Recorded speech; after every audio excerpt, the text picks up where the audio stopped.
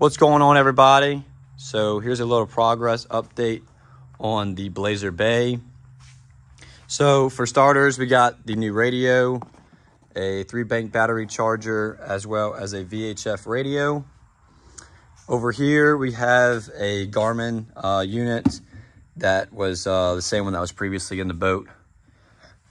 It came with a nice transducer as well as a mounting bracket. So in the last video, I had showed you all the switch panel that we were planning on getting, the one that was flush with the console and had the push button. But my dad had found an OEM switch panel, exact replica of the one that was taken out of the boat. And it came with a complete wiring harness, which is going to make it so easy to just plug and play everything, and was a great find. So the trolling motor foot pedal, I don't know if y'all remember, it had that nasty glue and gunk right there. And then when we took the trolling motor off, it had all that nasty silicone and stuff. So we took some goof off and just scrubbed it, and it came right off. Here's the wiring harness I pulled off this, we pulled out last night. The power pole cable was integrated inside of the cable harness. And so I just separated that because we're going to run this wire with that wire.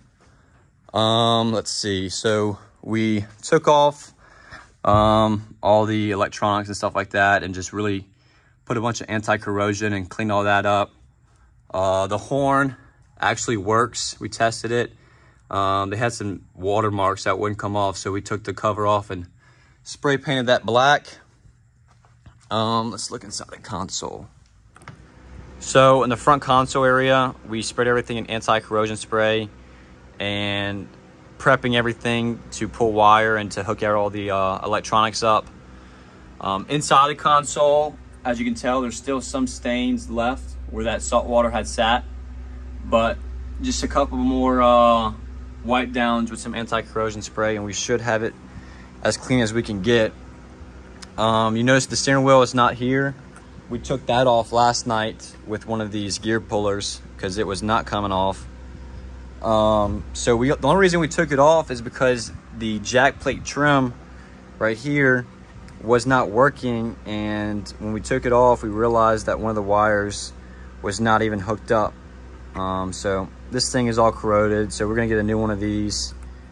So we took off the running lights yesterday and sprayed them down with some anti-corrosion spray and hooked up the positive and negative up to a battery, and both of them work.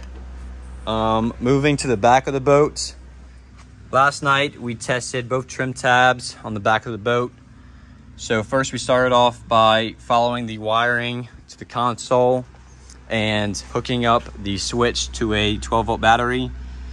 That unfortunately did not work, and so we unplugged the wiring from the switch and inserted a positive and negative wire into these little insert holes and tested both plugs and found that the trim tabs were in fact working. In the last video, we showed that the trolling motor would come on, but it was throwing a low voltage on the battery meter, and so the trolling motor would only turn left and right. The prop would not engage, and so what we did was we just hooked up 2 new batteries to it and tested it, and the prop spins perfectly. So that means that the trolling motor works, the jack plate works, the power poles work, the horn works. So I got a lot of things we were able to save from this, which saved a lot of money in the rebuild.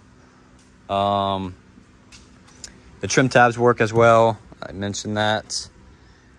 So the big question is what motor we're gonna put to power this beast of a boat. And we are pretty certain on which motor we're going to get. I do want to surprise y'all when we put it on there and let y'all see it when it's all hooked up and stuff like that.